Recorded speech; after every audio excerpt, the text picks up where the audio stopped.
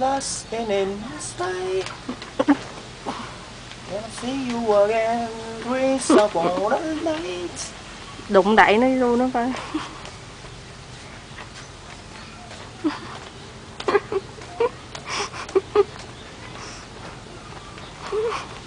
Tao à.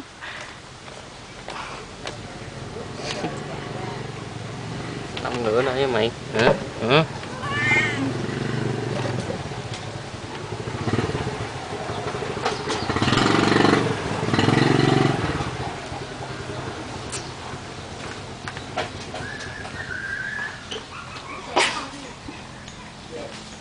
Cười anh. Coi phim hả? À.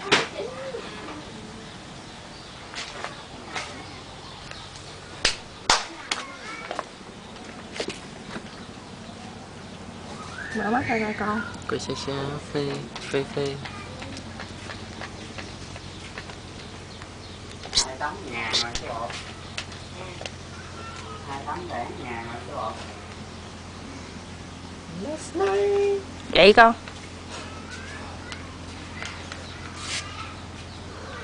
Vậy đi.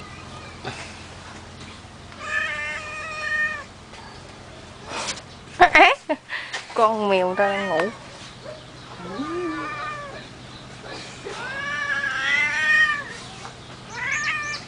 Giống mèo giống sách. Trời. Nó lười mà. Nó lười bị ấy, nó nằm nó ngủ. Rồi đuôi góc đồ Nó nằm hoài. cho nó ngủ kiểu đó. Đuôi của nó téo à. Cái mặt nó mới téo. Thả nó xuống ngủ là cái mặt nó ngửa này. À nè. Chụp.